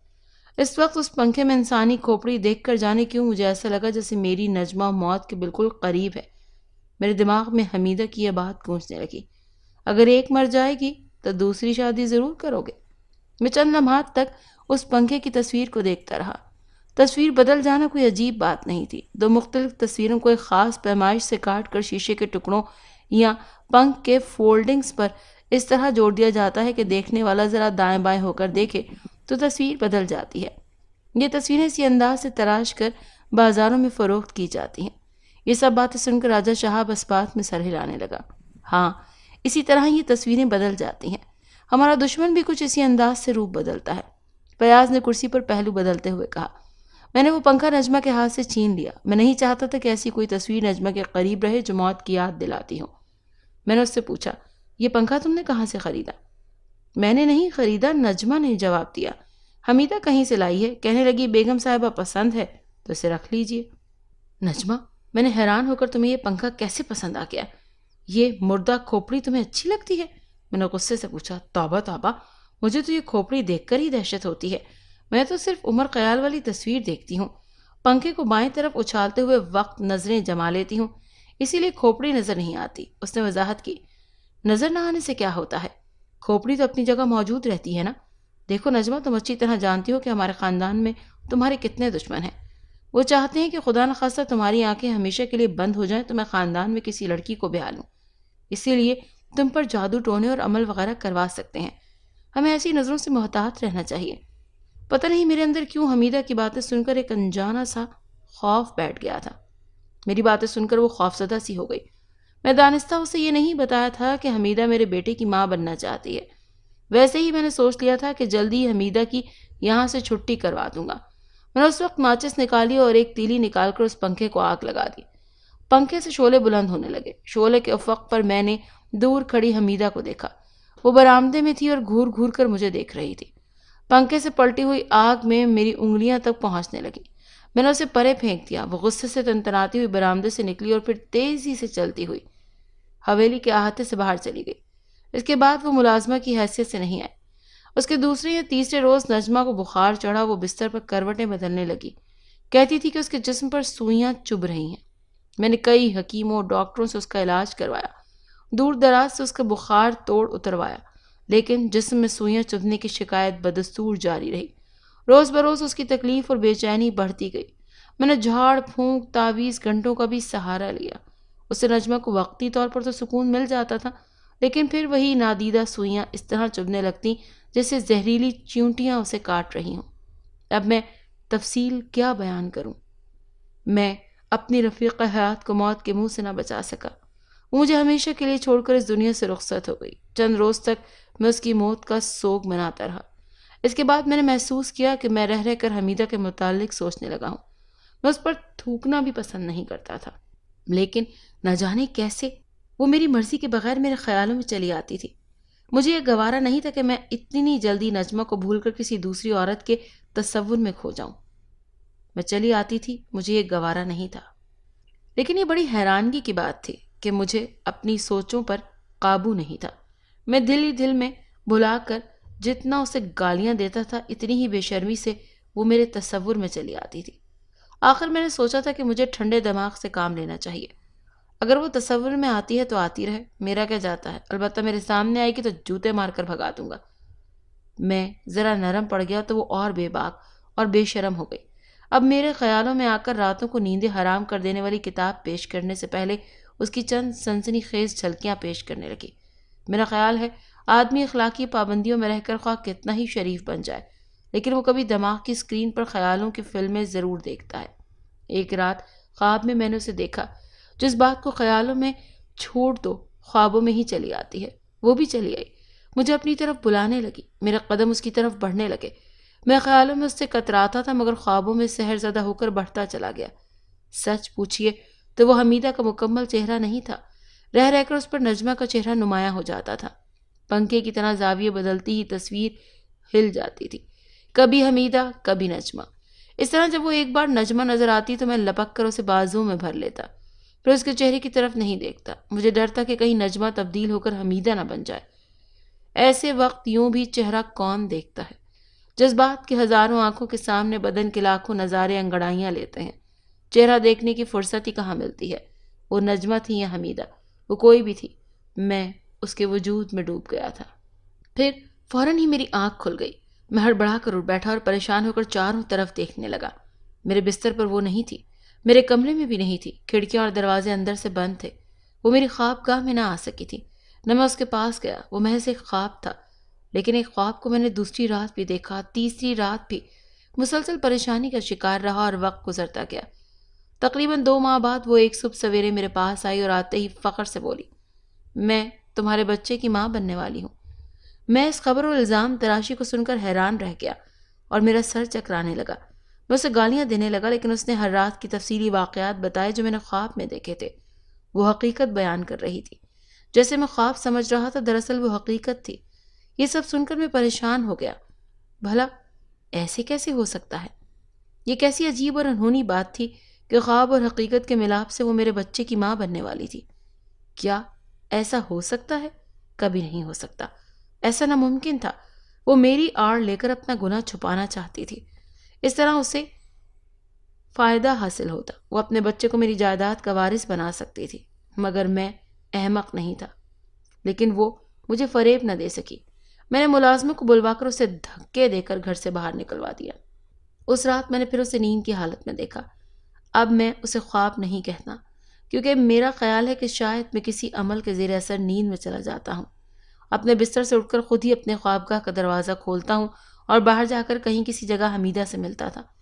پتہ نہیں وہ کون سی جگہ ہوتی تھی، وہاں سے پھر واپس آ کر خوابگاہ کا دروازہ اندر سے بند کرتا تھا اور بستر پر سو جاتا تھا، اور پھر اچانک نیند کی حالت میں چونک کر جاگ جاتا۔ اس وقت مجھے کچھ دیر کی باتوں کو اب معلوم ہوتی ہیں۔ بہرحال میں نے حمیدہ کو ایک بار پھر نیند کی حالت میں دیکھا۔ وہ مجھ سے کہہ رہی تھی کہ تم احمق ہو، اپنے بچے کو ناجائز کہتے ہو، یتیم خانے سے لانے ہوئے والے بچے کو جائز اور اپنا بیٹا تصور کرتے ہو، مگر یاد رکھو تمہارا بیٹا صرف یہی ہے جو میری کوکھ سے جنم لینے والا ہے، یہی تمہاری دولت اور جائیداد کا حقدار ہے۔ اگر کسی دوسرے نے حق جتایا تو میں اسے زندہ نہیں چھوڑوں گی۔ میں نے اسے جواباً کیا کہا یہ مجھے یاد نہیں، شاید میں کچھ نہ کہہ سکا۔ اس کے بعد 2 برس گزر گئے، وہ خوابوں اور خیالوں میں نہیں آئی۔ تیسرے دن ایک بچے کو لے کر حویلی میں آ گئی۔ اس کے دعوے کے مطابق وہ بچہ میرا تھا۔ اس بار میں نے ملازموں کو بلانے کے بجائے خود ہی پکڑ کر اچھی طرح پیٹا، پھر بالوں سے پکڑ کر اسے کھینچتا ہوا حویلی سے باہر لے گیا۔ وہ چیختی رہی، چلاتی رہی، پھر اس نے چلاتے ہوئے کہا، میں عورت ہوں، کمزور ہوں، تم سے ہاتھا پائی نہیں کر سکتی، مگر یہ بچہ جوان ہو کر میری توہین کا بدلہ لے گا اور اپنا حق تم سے زبردستی چھین لے گا۔ تم اس کی حق تلفی کرنا چاہو گے تو یہ تمہیں زندہ نہیں چھوڑے گا، سمجھے تم؟ یہ کہہ کر اس نے اپنے بچے کا بایاں ہاتھ تھام کر اسے میری انگلی کے سامنے کرتے ہوئے کہا، اس ہاتھ کو اچھی طرح پہچان لو، ایک دن یہی تمہاری گردن تک پہنچیں گے۔ میں نے اس بچے کے دائیں ہاتھ کو دیکھا۔ اس بچے کے دائیں اور بائیں ہاتھ میں 6 انگلیاں تھیں، 6 انگلیاں راجہ شہاب جو خاموشی سے فیاض خان کی کہانی سن رہا تھا۔ 6 انگلیاں سن کر چونک پڑا، حیرانگی سے فیاض خان کی طرف دیکھنے لگا، پھر کمبل کے اندر سے اپنے بائیں ہاتھ کو چھپانے لگا۔ اس کا بائیں ہاتھ کو شروع سے ہی کمبل کے اندر تھامے ہوئے تھا۔ اس کے اس ہاتھ میں 6 انگلیاں تھیں، ہاں 6 انگلیاں۔ فیاض خان کی تشریح کے بعد لوگوں کی 6 انگلیاں ہوتی ہیں، 4 انگلیاں تو عام لوگوں کی طرح ہوتی ہیں، 5واں جو انگوٹھا ہوتا ہے اور اس انگوٹھے کے اوپر ایک اور چھوٹا انگوٹھا نکل آتا ہے، شاید آپ نے بھی کبھی دیکھا ہو۔ آخر میں اس نے شہاب کو مخاطب کیا، راجہ شہاب کیا کہتا؟ خود اس کے بائیں ہاتھ میں 6 انگلیاں تھیں، یعنی ایک انگوٹھے پر دوسرا انگوٹھا جڑا ہوا تھا۔ اسے پریشان ہو کر سوچا کہ اگر فیاض کو پتہ چلا کہ اس کے سامنے بیٹھے ہوئے شخص کے بائیں ہاتھ میں 6 انگلیاں ہیں تو بلا شبہ وہ اسے اپنا دشمن سمجھے گا، لہٰذا اس نے اپنا ہاتھ کمبل میں چھپا لیا۔ جی ہاں، میں نے دیکھا ہے بعض لوگوں کی 6 انگلیاں ہوتی ہیں۔ کیا آپ اپنے دشمن کو اس طرح ڈبل انگوٹھے سے پہچانتے ہیں؟ جی ہاں، آپ کی طرح میں نے بھی اپنے دشمن کا چہرہ واضح طور پر نہیں دیکھا۔ اس کی 6 انگلیاں دیکھ کر کہہ سکتا ہوں کہ وہ بچہ جوان ہو چکا ہے اور اپنی ماں کی ہدایات کے مطابق مجھ سے انتقام لے رہا تھا۔ میں اتنا کمزور نہیں ہوں، اگرچہ ہوں تو ایک ہی بار میں اسے ٹھنڈا کر دوں، کیونکہ میری جیب میں ہمیشہ… فیاض کہتے کہتے رک گیا۔ اسے یاد آیا کہ اسے یہ نہیں کہنا چاہیے تھا کہ اس کے دونوں جیبوں میں 2 چاقو ہوتے ہیں، وہ بیک وقت دونوں ہاتھوں سے ایک ہی ٹارگٹ پر خنجر پھینک سکتا ہے۔ یہ سن کر اس نے اپنے سامنے بیٹھے ہوئے شخص کو بلا شبہ اپنا دشمن سمجھ لینا تھا، اور وہ تو اتنا خوفزدہ ہے کہ چاقو دیکھتے ہی دہشت سے اس کا دم نکل سکتا تھا۔ کتنی عجیب بات ہے، دونوں ہی ایک دوسرے سے خوفزدہ بھی تھے اور انجان بھی تھے، لہٰذا فیاض خان نے فوراً ہی بات بدلتے ہوئے کہا، میرے کہنے کا مطلب ہے کہ میری جیب میں کوئی ہتھیار نہیں ہوتا، پھر بھی میں ایک بہترین باکسر ہوں، گھوسے مار مار کر اس کا بھرتا بنا سکتا ہوں، لیکن آپ کی طرح میں بھی اپنے دشمن کے سامنے سحر زدہ سا ہو جاتا ہوں۔ اسے مارنا کیا، اس کا حملہ روکنے کے لیے بھی اپنے ہاتھوں کو جنبش نہیں دے سکتا۔ اس کا بایاں ہاتھ میری طرف بڑھتا ہے، میں گمسم سا کھڑا رہتا ہوں، وہ میری گردن دبوچ لیتا ہے۔ اف، میں بتا نہیں سکتا کہ اس کی 6 انگلیوں میں کتنی طاقت ہے۔ مجھے یوں لگتا ہے کہ میری گردن کسی آہنی شکنجے میں پھنس گئی ہے، میرا دم گھٹنے لگا ہے، لیکن پھر وہ مجھے چھوڑ دیتا ہے، مجھے جان سے نہیں مارتا۔ میں ابھی کہہ چکا ہوں کہ آپ اور میرے حالات ایک جیسے ہیں۔ میرے دشمن نے بھی مجھ سے یہی کہا تھا کہ نوچندی جمعرات میری زندگی کی آخری رات ہوگی۔ راجہ شہاب کچھ دہشت سے اور کچھ حیرت سے منہ کھولے فیاض کو دیکھ رہا تھا۔ فیاض بھی چپ ہو کر اس کا منہ تک رہا تھا۔ وہ رات دونوں کی زندگی کی آخری رات تھی۔ وہ دونوں زندگی کے آخری اسٹیشن پر آ پہنچے تھے۔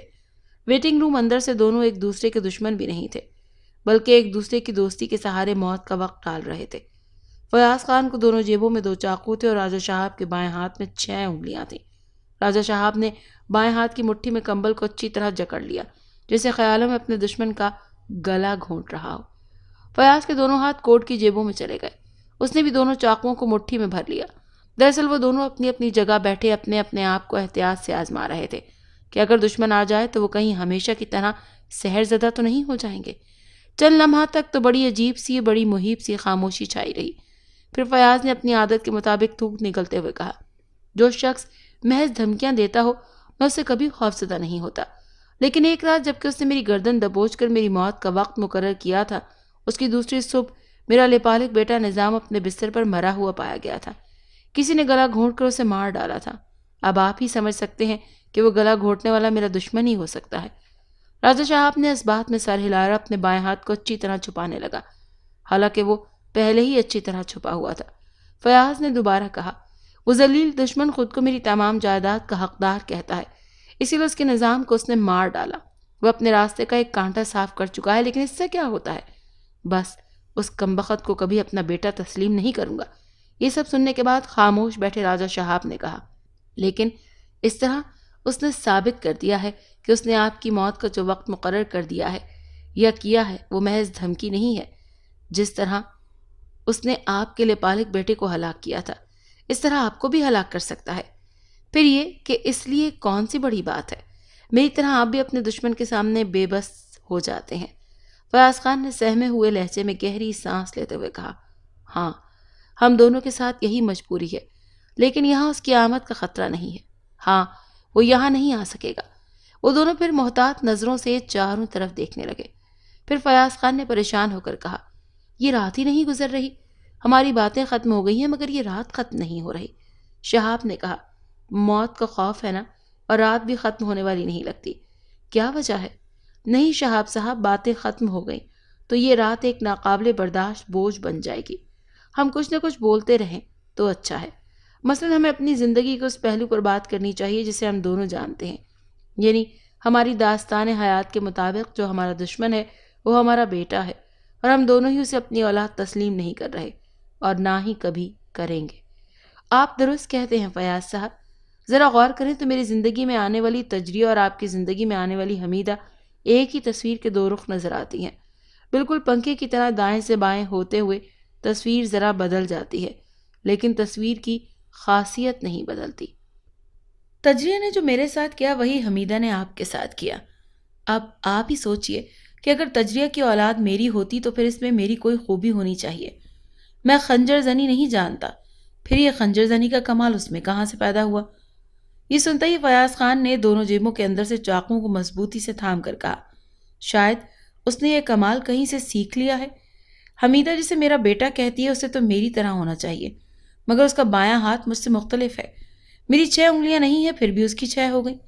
شہاب الدین کی 6 انگلیاں مٹھی کی صورت میں بھینچی ہوئی تھیں۔ اس نے ہچکچاتے ہوئے کہا کہ بعض اوقات ایسا ہوتا ہے کہ باپ صحت مند ہوتا ہے اور بیٹا اپاہج ہوتا ہے۔ 6 انگلیوں والے باپ کے ہاں 6 انگلیوں والا بیٹا پیدا ہو سکتا ہے، لیکن ہم یہ کیوں تسلیم کریں کہ ہماری اولاد ایک چڑیل کی کوکھ سے پیدا ہو سکتی ہے؟ لعنت ہے، اس پر 1000 بار لعنت ہے۔ ہاں شہاب صاحب، ہم اسی انداز میں کیوں نہ سوچیں کہ وہ دشمن کی شیطان اولاد ہے اور وہ ہمارے 2 مختلف دشمن نہیں بلکہ ایک ہی ہے، یعنی اس دشمن کے بائیں ہاتھ میں 6 انگلیاں ہیں اور اسی دشمن کو خنجر زنی کا کمال بھی حاصل ہے۔ اچھا یہ بتائیں کہ آپ نے اسے خنجر چلانے والے دشمن کے ہاتھ کو غور سے دیکھا ہے؟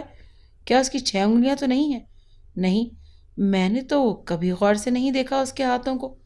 خنجر دیکھ کر میں ایسا دہشت زدہ ہو جاتا تھا کہ خنجر کے چمکنے ہوئے کے سوا مجھے اور کچھ بھی نظر نہیں آتا تھا۔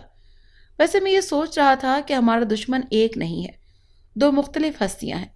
وہ ایسے کہ پہلے تو ہم یقین کر لیں کہ دشمن ہماری اولاد نہیں ہے، یوں ہی اس چڑیل نے اپنی اولاد کو ہماری جائیداد کا وارث بنانے کے لیے چال چلی ہے۔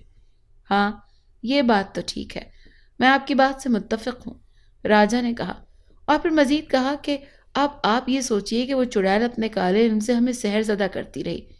اب آپ نے یہ خود کہا کہ آپ نیند کی حالت میں خوابگاہ سے نکل کر اس کے پاس پہنچے تھے۔ میں بھی یہی سمجھتا ہوں کہ میں سحر زدہ ہو کر قبرستان کے پیچھے جایا کرتا تھا۔ دیکھنے میں بڑی اہم بات کہہ رہا ہوں، آپ توجہ سے سنیں۔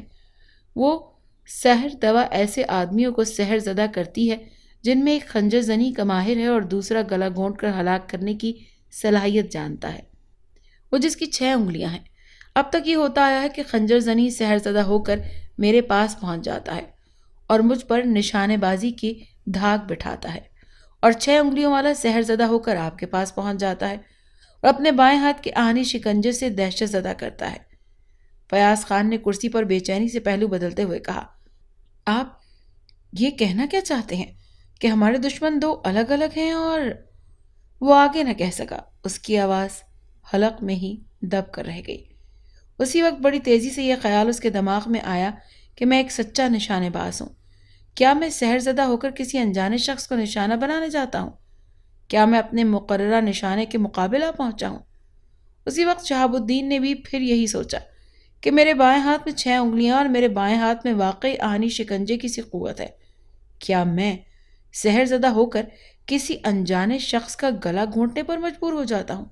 کیا یہ وہی انجانا شخص تو نہیں ہے جو میرے سامنے بیٹھا ہوا ہے؟ وہ دونوں ایک دم سے ساکت ہو گئے تھے اور بڑی تیزی سے سوچتے جا رہے تھے۔ فیاض نے پھر اسی انداز میں سوچا، میں واقعی سحر زدہ ہو جاتا ہوں۔ شاید وہ چڑیل مجھے اس شہاب الدین کے پاس بھیجتی ہے تاکہ میں اسے اپنے نشانہ بازی سے دہشت زدہ کروں، اور شاید میں نے ہی سحر زدہ ہو کر اسے کہا ہے کہ نوچندی جمعرات اس کی زندگی کی آخری رات ہے۔ اگر ایسا ہی ہے تو میری موت کا وقت مقرر کرنے والے شخص کون ہے؟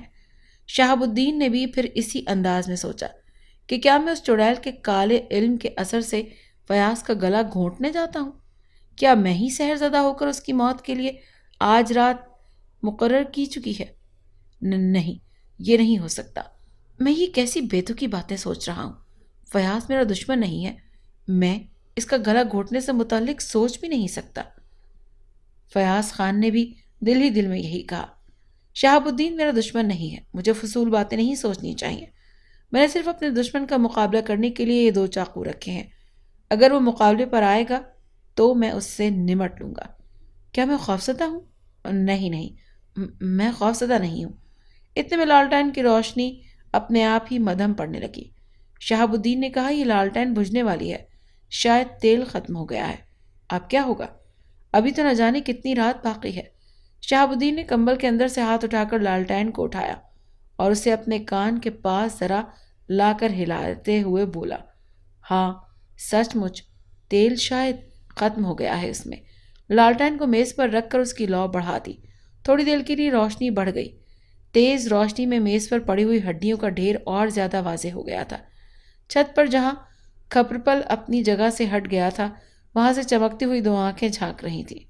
وہ چمکتی ہوئی آنکھیں کبھی فیاض کی طرف دیکھتی تو کبھی شہاب الدین تک کو دیکھ رہی تھی اور کبھی ہڈیوں کے ڈھیر کو گھور رہی تھی۔ اس لالٹین کو نہیں بجھانا، فیاض نے خوف سے لرزتی ہوئی آواز میں کہا۔ اس سے پہلے ہی ہمیں اسٹیشن ماسٹر کے پاس جا کر اس میں تیل بھروانا چاہیے۔ مگر شہاب الدین نے اٹک کر کہا، باہر جانے کے لیے دروازہ کھولنا پڑے گا۔ اگر وہ دروازے کے باہر موجود ہوا تو؟ وہ خوفزدہ نظروں سے آس پاس دیکھے جا رہا تھا، ان چمکتی ہوئی آنکھوں سے بے نیاز۔ ہاں، وہ ہماری طاق میں ہوگا، ہم باہر نہیں جا سکتے۔ شہاب الدین نے مشورہ دیا، ہم یہاں سے چیخ کر اسٹیشن ماسٹر یا دفاتر مین کو بلا سکتے ہیں، جب وہ دروازے میں آئے گا تو ہم دروازہ کھول دیں گے۔ نہیں فیاض، وہ روپ بدلنے والا ماسٹر کی آواز بدل کر ہمیں دھوکہ دے سکتا ہے۔ نہیں، ہم پھر آواز کے فریب میں نہیں آئیں گے، یہ دروازہ صبح سے پہلے نہیں کھولیں گے۔ لالٹین کی لو پھر سے کم ہونے لگی۔ روشنی کم ہوتے ہوتے دھواں سا اندھیرا پھیلنے لگا۔ چھت کے شگاف سے لگی ہوئی آنکھیں اس پر تاریکی میں ریڈیم کی طرح چمک رہی تھیں۔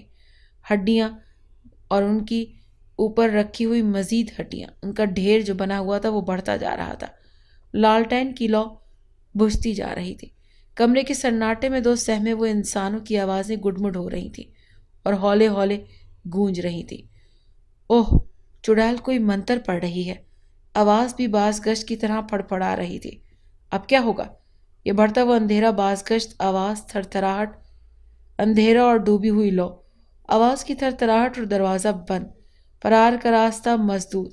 وہ آخری اسٹیشن تک پہنچ گئے تھے۔ زندگی کی گاڑی سے اسٹیشن سے آگے کبھی نہیں جاتی۔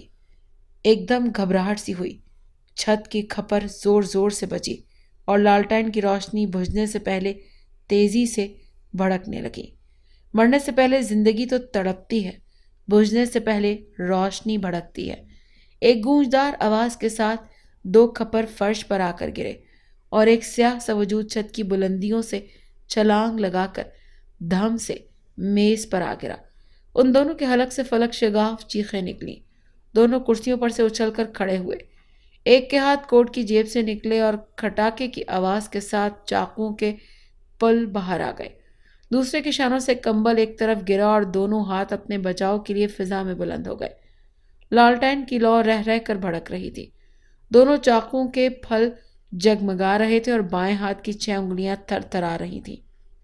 راجہ صاحب بھڑکتی ہوئی روشنی میں 2 چمکتے ہوئے چاقو دیکھ کر ساکت ہو گیا تھا، جیسے سحر زدہ ہو گیا ہو۔ یہ ہمارے دہشت کی ہلکی سی جنبش کی بھی سکت نہ رہی۔ فیاض نے دھڑکتی اور تھمتی ہوئی روشنی میں 6 انگلیاں دیکھیں، انگوٹھے پر انگوٹھا، اور حسب عادت وہ بھی دشمن کو دیکھ کر ساکت رہ گیا۔ پھر دونوں سانس لینا ہی بھول گئے۔ دہشت سے پھیلے ہوئے دیدے پھیلے کے پھیلے رہ گئے۔ چند ساعتوں تک وہ بے حس و حرکت کھڑے رہے، پھر اپنی اپنی کرسیوں پر دھم سے گر گئے۔ اس کے بعد لالٹین کی روشنی مر گئی۔ ویٹنگ روم میں گہری تاریکی چھا گئی۔ اس خاموش اور تاریکی میں کڑکڑ کی آواز آ رہی تھی، جیسے کوئی ہڈیاں چبا رہا ہو۔ چند لمحوں بعد دروازہ کھلنے کی آوازیں آئیں۔ دونوں کی آخری چیخیں سن کر دفاتر مین اور ڈرائیور ماسٹر تینوں پہنچ گئے اور دروازے پر دھم سے ہاتھ مارا۔ تھوڑی دیر کے بعد اندر کی خاموشی انہیں بتا چکی تھی کہ کچھ گڑبڑ ضرور ہے۔ وہ تینوں دھکے مار مار کر دروازہ توڑنے لگے۔ دروازہ مضبوط تھا، ٹوٹ نہیں سکتا تھا، البتہ چٹخنی جھٹکے سے نیچے گری اور دروازے کے دونوں پٹ جھٹکے سے کھل گئے۔ ماسٹر کے ہاتھ میں لالٹین روشن تھی اور وہ دونوں اپنی اپنی کرسیوں پر اپنی زندگی کا سفر ختم کر چکے تھے۔ میز پر ایک بجھا ہوا اسٹو اور لالٹین رکھی ہوئی تھی۔ ہڈیوں کے پاس ایک سیاہ رنگ کا بلہ آخری ہڈی چبانے میں مصروف تھا۔ چاقوں کے چمکتے ہوئے پھل کی طرح اس بلے کی آنکھیں چمک رہی تھیں۔